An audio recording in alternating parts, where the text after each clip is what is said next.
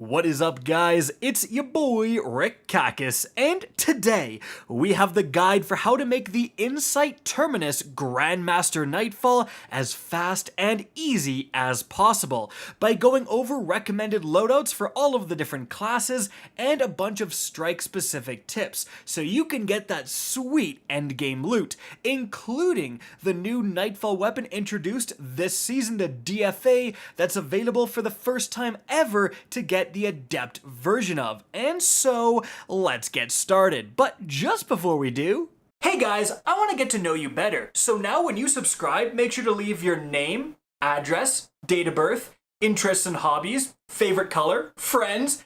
Bit creepy, right? Well, that's the kind of information websites are trying to get from you right now, which is why you need today's sponsor, NordVPN.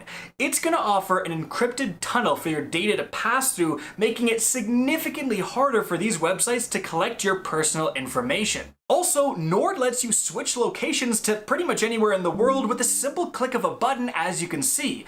This lets you access things in other countries, like products, sales, your favorite TV show on a streaming service. Heck, you can even change currencies to end up saving money. In addition, Nord just came out with its new threat protection feature. This, even when you're not connected to the VPN, is going to protect you from malicious websites, malware, and intrusive ads trying to collect your personal data. So guys, the craziest part though is if you click the link in the description down below and get NordVPN, there's a 30-day money-back guarantee. So you can literally download it today and go ham for the next month. Buy things from all over the world, get huge sales, binge all your favorite TV shows, and then cancel it completely free of charge. But I have a feeling if you're using that much of NordVPN, it's going to be hard to part ways. So definitely click the link in the description down below, try it out, it's an awesome service. Alright, now let's get things started with the recommended loadouts. And the most important factors in making your loadout are the fact that Acute Void Burn is active. We want to take advantage of that plus 25% void damage. We also have Unstoppable and Barrier champions and Void and Arc shields. So, I'm on a Titan and I'm using a Sentinel subclass. I'm gonna be using the Ward of Dawn, Towering Barricade, Shield Throw, Scatter Grenade is actually really good. Then I'm gonna be using Controlled Demolition and Bastion as my aspects, just two all-stars, and then Echo of Undermining for Weaken, Echo of Leeching for health regen, and Echo of Instability for volatile rounds. Now, moving on from there, my featured exotic with this is going to be the Heart of Inmost Light. So when I use one of my abilities, which I want to be using all of them, they're all fantastic, the other ones are going to recharge faster and be more powerful, an absolute all-star in Titan Void builds. Then moving on to my weapons, the first one is one I made a whole dedicated video about, the new Purpose, the first ever kinetic slot weapon that can get adaptive munitions, and this is going to help me deal with barrier champions and enemy shields. And then, I'm gonna sound crazy, but I used the Edge of Action.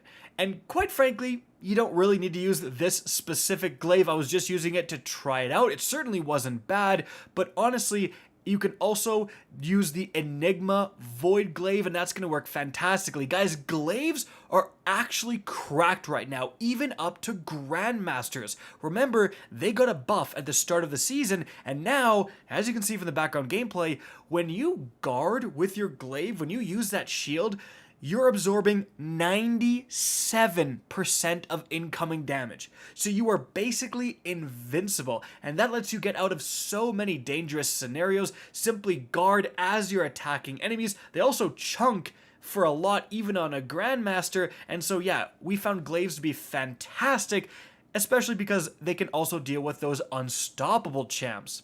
But moving on from there, the Threaded Needle Linear Fusion is honestly probably going to be like the best heavy weapon that's legendary this entire week for taking advantage of that Acute Void Burn and just absolutely chunking champions as well as the boss. The only other thing I would consider in terms of weaponry is a blinding grenade launcher. We didn't end up using it and we still beat it, but we thought, it would have been nice to have. Anyways, moving on to the mods.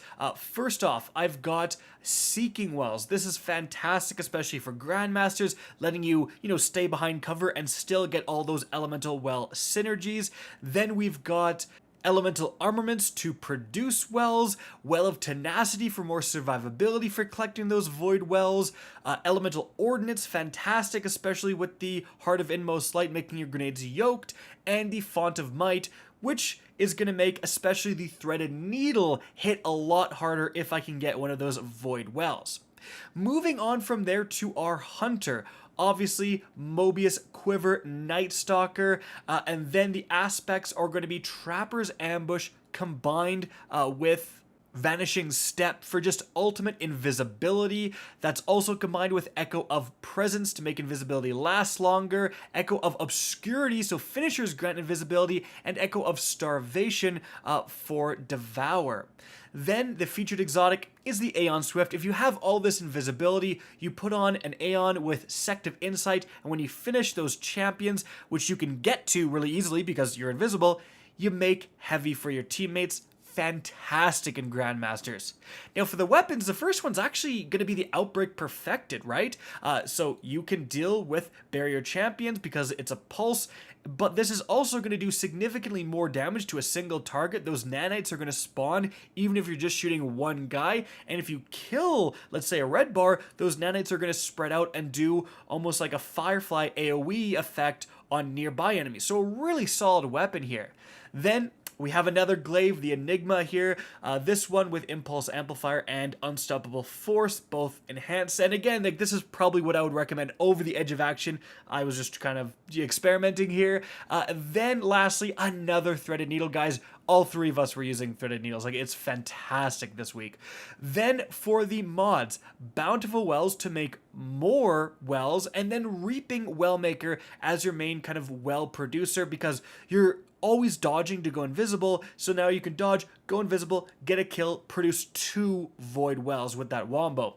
Powerful Friends for more mobility, Well of Utility for more class ability energy, so we can get reaping much faster, and then Radiant Light to trigger Powerful Friends and also provide more strength, and then Revitalizing Blast. You don't have to be on a solar subclass to use this. You stun a champion, it ignites. So basically, it's just a little bit more damage every time you break a shield or stun an unstop or whatever. So honestly, a pretty good mod there.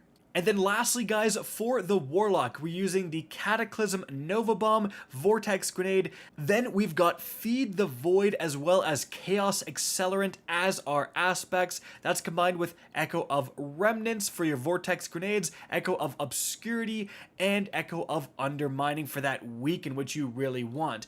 And then the featured exotic here is the Controverse Hold. This thing is absolutely fantastic, even up to Grandmasters, letting you throw out those charged void grenades at a spawning group of enemies, even on Grandmaster, is going to be devastating, especially when you are also causing that weaken effect. Just incredible.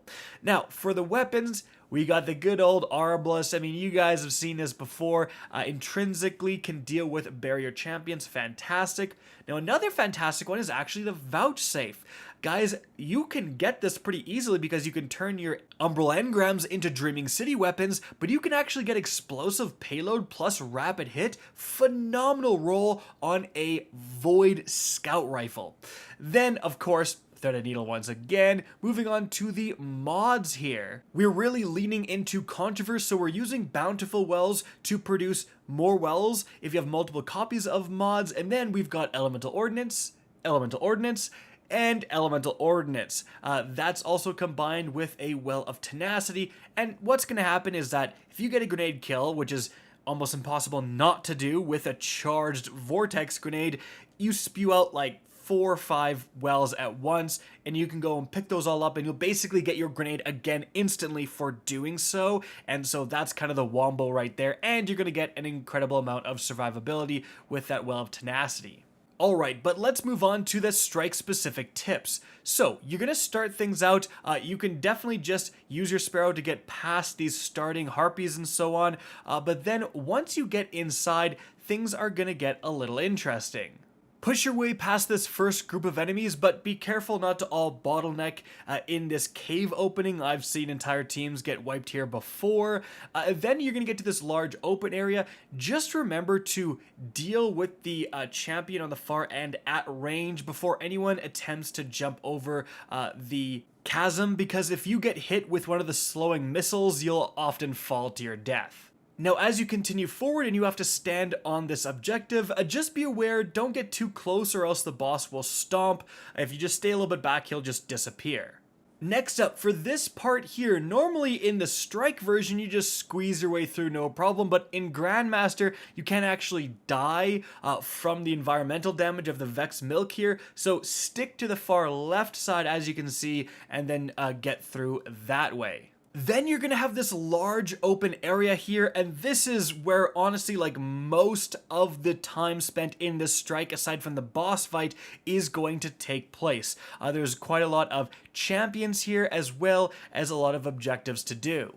Now, if you're struggling with this area, I would recommend staying to the corners of the map. For example, the first place you kind of jump up to after you squeeze through that hole, that's going to be a great place to hold out just because there's a decent amount of cover there. Now, there are going to be portals, you know, pretty much all around this arena. You just got to be aware of the one closest to you, and then you can kind of use that corner as a base camp to just kill enemies slowly that are coming at you, because what you're going to see us do, and we're a very advanced team, so if you don't have trouble here, you can just kind of roam around this area, but the problem with that is that enemies do spawn from all sides of the map, and you're going to see like we do have a couple times where a few people go down because again, when those enemies spawn, you'll see all those portals open up. They're really all around you. So if you can stick to a corner and kind of deal with one singular portal that they're coming out of, you know, throw a Controverse Vortex grenade at those guys, deal with those guys. Everyone else is going to be kind of coming at you from the front, and you can kind of slowly deal with them instead of having, you know, enemies 365 around you. Also remember, guys, you can drop this arc ball and there doesn't even seem to be like a timer on it. So really just kind of pick it up, get it close, drop it all the time. Like whenever you need to fight some enemies, kill some guys, just drop it. Don't be the guy who's standing there with the ball, like waiting for the two teammates to do all the work, because you can definitely help in those areas. Also, last tip for this area, really never stand in the very middle here, because there are going to be the Cabal drop pods that come down, and I've seen many a teammate, and sometimes myself, killed by those drop pods because you just try to go through there and you're not paying attention and one falls on your head. But moving on from there, guys, as you make your way through, eventually you're going to get to this area here and the boss fight is going to start. Now, you're almost presented with kind of like an opening cutscene where the boss is going to come out and kill all of these minotaurs here. But remember, take a couple shots at them, because as long as you do damage, those kills are going to count towards your points. Now, this isn't too important in a Grandmaster, but definitely a useful tip if you're someone trying to get a 100k on this Nightfall. But after that, you're going to have to stand on this plate and slowly complete it. As you're doing that, enemies are going to spawn, and once it's done, the boss is going to drop down and then you can damage it. So while you're holding out on these plates, again, ads are going to rush you, so defensive supers, like I'm using a bubble, and as you're going to see, that was very useful. But you do really want to stay kind of in the back of this circular arena like you see us do, and use those threaded needles to whittle down the boss, and then if enemies are charging close, that's when you whip out the glaive and go to town with that. Now, once you've done half of the boss's health, it's going to go back up immune, and then you have to dismantle 3 of these Vex plates. Guys, do them one at a time. You want all 3 teammates doing one plate, and when that plate is done, do the next one, and then when that plate is done, do the next one. On a strike, obviously, you'd split up, but for the Grandmaster, you can easily get overwhelmed. There are a ton of ads that charge you. You definitely don't want to be alone. But this part is again definitely where like a blinding grenade launcher would be very, very useful, just controlling these waves of ads. However, once you do get all of the portals done, the boss is going to drop down again, and importantly guys, there is not a single champion within this entire boss fight. So 100% of your ammo can go towards focusing down that boss. And so realistically, once you get him down for the second time and he's available to kill, you can all just get out your threaded needles and just focus fire that guy. Ignore all the other ads. If you're in the back of the map, you can generally, and you're gonna see this happen to us, kill the boss long before you've dealt with all the rest of the ads and just end, the Grandmaster the second you kill that boss.